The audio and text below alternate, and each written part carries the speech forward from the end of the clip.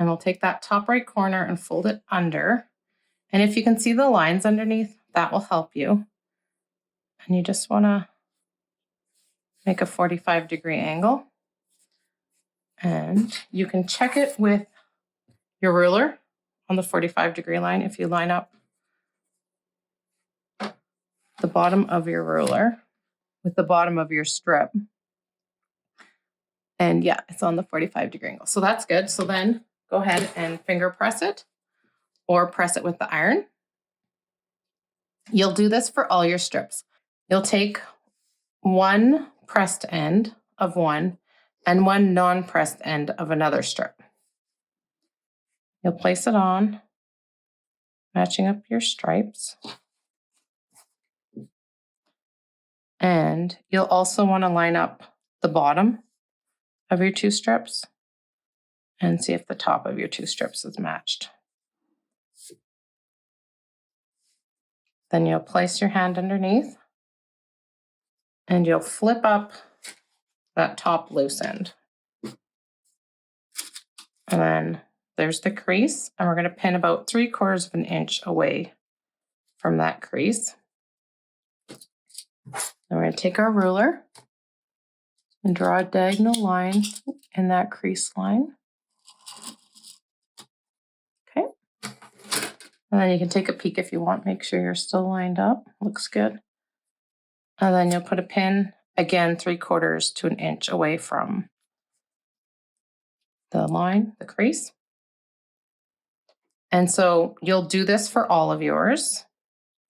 And then on the last one, you're going to go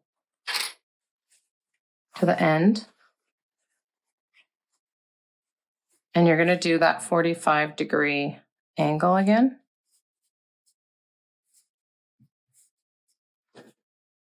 And press that. And this is going to be our starting point when we sew it onto the quilt. Okay, and over to the sewing machine to sew these lines. You will have all your ends pinned up to make one continuous strip of fabric where you're going to sew a thread width from the line closer to the side with the ends. So there's our line. We're going to sew just to the side of it, like barely to the side of it. I'll stitch and then stop to show you. So we have no need to backstitch. We're just going to stitch. So on my presser foot, that red line would be on it. So I'm just going to go a tiny bit to the side. So when I put my needle down, a little less to the side.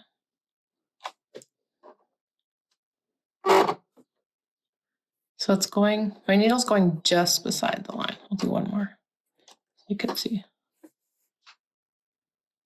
Okay. So I'll sew this and then I'll show you. I take it out. Then you can see probably a little better. And this thread width of the line, it accounts for the tiny, tiny bit of fabric that goes into the fold when we press these. And this lets the fabric relax nicely when we press it, so we aren't trying to pull it tight to have the stripes line up.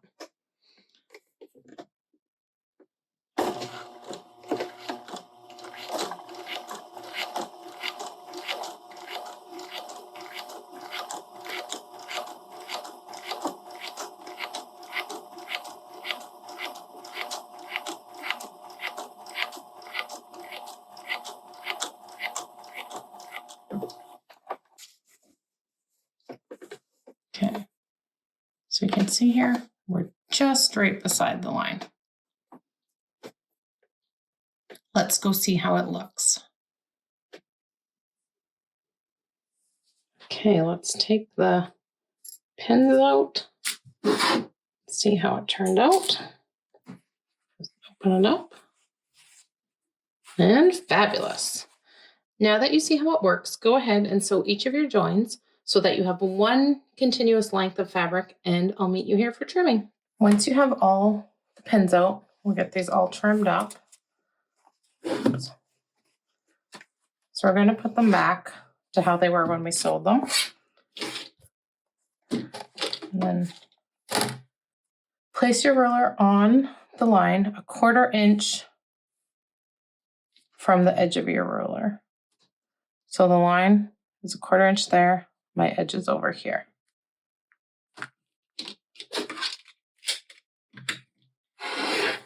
So that's what it looks like. Your line with the thread and your 1/4 inch away is cut. And then now cut your dog ears or your cat ears. I'd be curious to see what everyone calls them.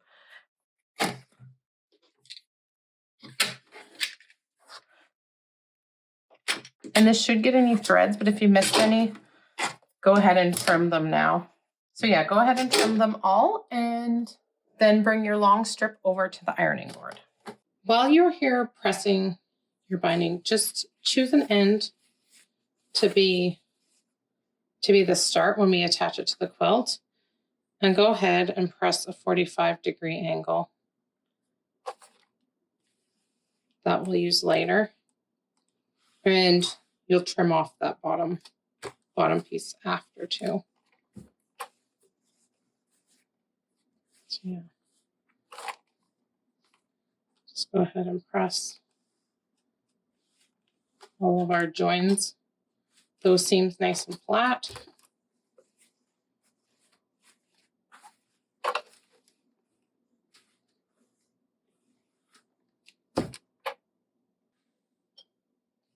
Okay, I did just trim that little bit off the bottom of the beginning. So now what we're going to do is fold the wrong sides together.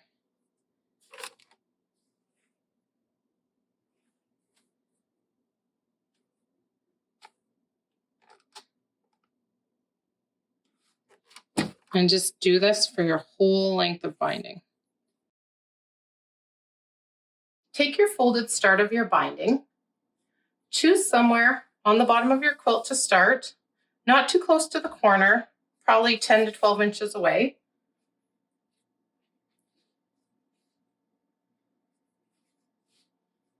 Then you just roughly place your binding around your quilt edge to make sure no binding seams will be at the corners. If any are, then reposition your start place a few inches. Seams on the corners can make the corners bulky and tricky to sew because you have lots of seams happening in one spot. Once you have your start place decided, take your folded start, so the folds back there, so you want to just see that part, and you want the raw bottom edge, not the fold, so that raw edge to your quilt. And you're going to fold it open and put a clip right at the start, and then you're going to count 5 inches and put another clip. And this 5 inches open will give us room to put the end of the binding in there. So we're going to head to the machine and we're going to sew from here to here. We'll start with that. So let's head to the machine.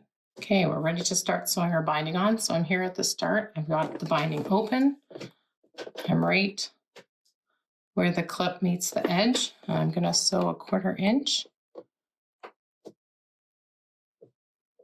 Start right at the beginning. I'm going to backstitch. I always backstitch on binding. So a couple stitches.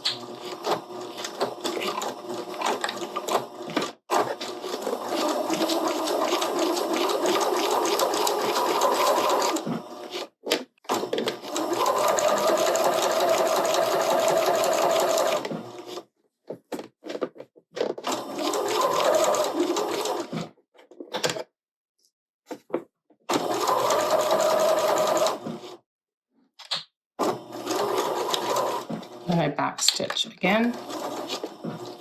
Okay, and then I'm going to take this out. Now we're going to take our binding and fold it back together. Now where you stopped is where you'll start stitching both layers down. So I'm going to start here and I'm going to do a couple backstitch. Okay, and I'm going to keep going until I get to the first corner and then stop a 1/4 inch before the corner and backstitch.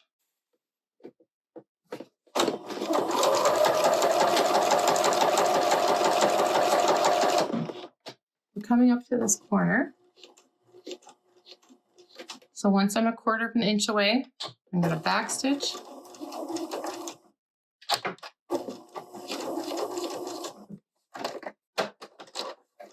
And take my quilt out, and I'll meet you over at the mat to see how to fold the corner. Usually I do this at the machine, then keep going, but I want you to see this part really, really well. And there's a diagram of all this in the free downloads for you to print out. So this is the way it came out of the machine. We'd cut the threads, take it out. I'd turn it this way, and then I would take the binding tail and I'd fold it up so that it makes a 45-degree angle right there. Okay, so we have a 45-degree angle.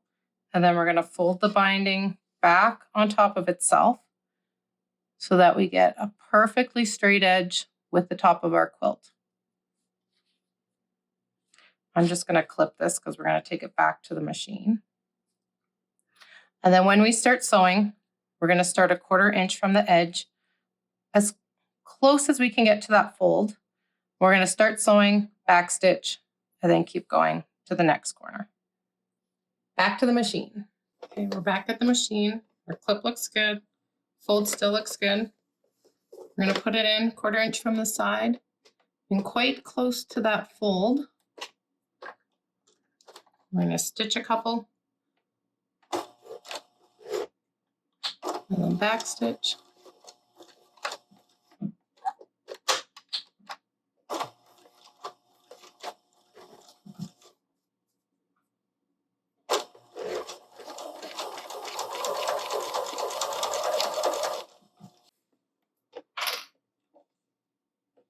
Okay, so that corner looks really good. You're going to keep going on this side and sew until you get 1/4 of an inch away from the next corner. So repeat this for all 4 corners. Okay, so we're going to stop here. I'm about 6 inches from the beginning here. 6 to 8, 10, whatever you're comfortable with. So I'm going to backstitch.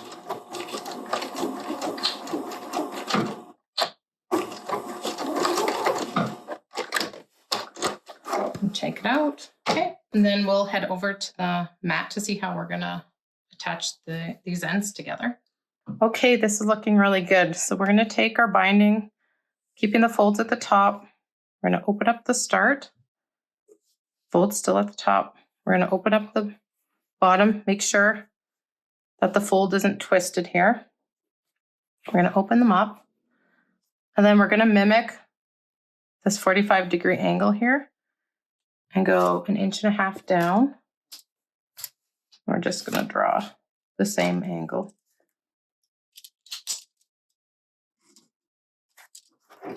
Okay. And we will cut that.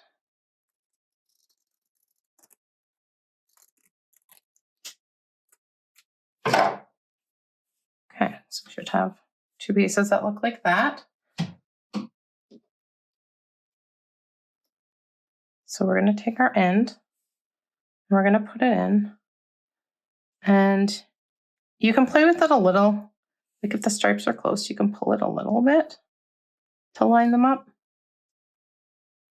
If the stripe just doesn't line up, don't stress about it. It's totally okay. So when you have it where you like it, I'm going to have you pin the bottom one or clip the bottom one. When you do this part, if it's the same, you're going to get a little gap in there. So I like to just tug it a little bit so that it's a little bit further down than there. So when you fold it, you won't end up with a gap. So just tug that down a little and clip it. And then when we fold it around on the next part, it's hard with the clips, it's not going to have a gap. And back to the machine to complete this part. We're going to start sewing from where we ended before with the tail and where we backstitch. So we're going to start there.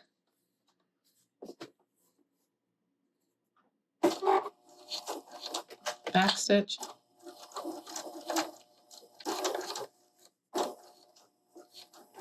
Just keep going.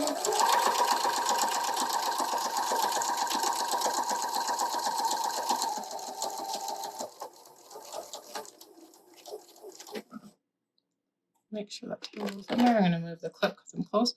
So I'm not going to follow that line. I'm going to follow the binding line and the quilt line underneath.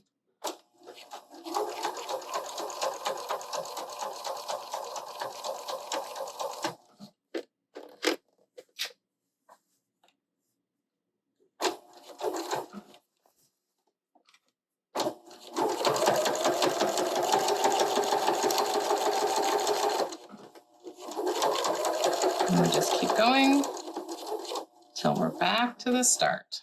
Go ahead and back stitch. And then the usual, go ahead and trim your threads, and then we're on to measuring with clips. Ooh, it's looking really good. So we've got this piece to trim up before we start measuring with clips. So I'm just going to flip it to the back so that I can just trim that up.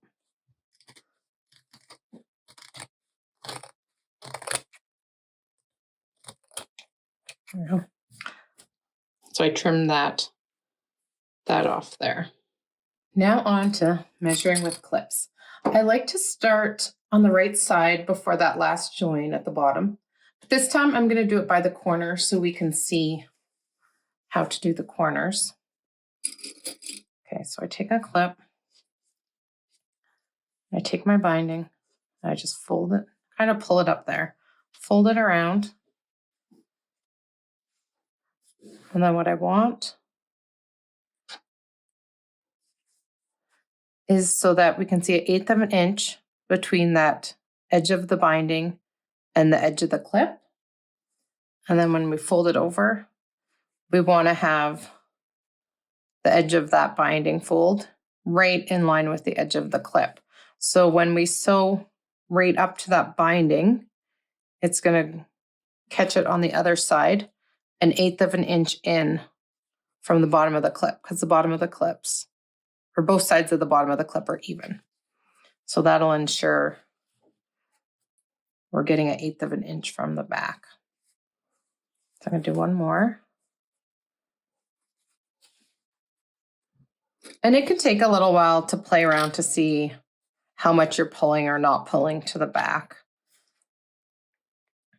Now, I don't know, just seems to work. So I have 1/8 of an inch showing between the binding and the end of the clip. And then I flip it over and it's level, the edge of the clip with the binding. I'm just going to move this one over a little for the corner. Okay, so for the corner, what we want to do is just keep this binding going straight, and I'm going to reach my thumb in the corner and kind of pull it. And that looks really good. And then I'm going to just make sure it's pulled on this side too. And I'm just going to fold it down onto itself. So then you'll see here we have a nice mitered corner. And then I'm just going to measure this side and make sure we're still good, but it looks pretty good. So we have that 1/8 of an inch in the front, that gap, and then level there. And then one thing I like to do too is I take a clip and I just put it right over the corner. It just keeps everything nice and in place. And it's almost like pressing. So when I go to sew it and I take it off, everything just stays in place. So I just put one on the corner. And then we're gonna just keep going around. Oh, I should say too, I usually have the clips about 2 inches apart. Yeah, see, that one's a little big, so I'm just going to push a little bit back to the other side. That looks better. So yeah, it can take some time. You may need to play with it to get the hang of how far you need to pull it or not pull it over. So keep going with this until you run out of clips or you get back to the start, and then I'll see you over at the machine for the final sew. We're in the home stretch. We're on the final sew. So choose your place to start. Again, I like to go before that last join, but this time I'm going to start right before a corner so that I can show you how I do the corners. So I just will take a clip out here. And this is where I really like this open toe foot because I can see exactly where my needle is going to go. And I'm going to put the needle down option on my machine. If you have that, it can be helpful. So I'm just going to use the hand wheel, make sure my needle is exactly where I want it. So it's right on the edge of that binding in the quilt. Okay, so we'll do a couple stitches, back stitch.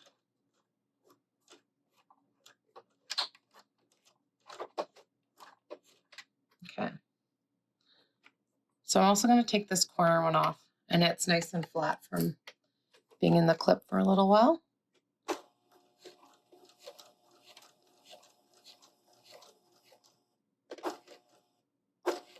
So once I get right to the corner, I backstitch 2 stitches, and this is to reinforce that miter corner on the back.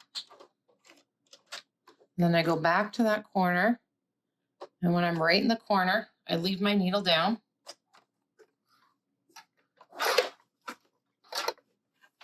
Lots of fabric. Okay, put that down. And then I'm going to do the same thing. I'm going to do 2 stitches and then back stitch.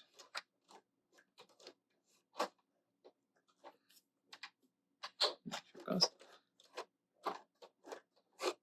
And then I'm going to carry on going forward.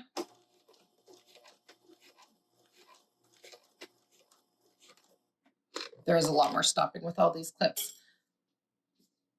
Okay, so we're going to do that all the way around. So each of the 4 corners, when you get to the corner, back stitch twice, back to the corner, go 2 stitches, back stitch 2 stitches, and keep going. So you're going to go all the way around the quilt, back stitch when you get to the beginning or the end, and then we'll go take a look at it over at the mat. Let's take a peek. Woohoo! It looks fantastic. It feels so good to celebrate when you finish a quilt. So this was our start stop where we folded it over and shoved it in. Here's the corner. Looks great. And then we have where those stitches reinforce that fold there. That's where we started and stopped. Let's check out some of the joins. That seam looks good. There's another one. And that one looks good. I'd love to see if you try out this fold over method. Tag me or message me on Instagram to share. And that's a wrap. Be sure to go get your download of how to do this binding if you haven't already. It has great step-by-step diagrams to help you. Thanks so much for joining me today. Have fun with all your quilting adventures.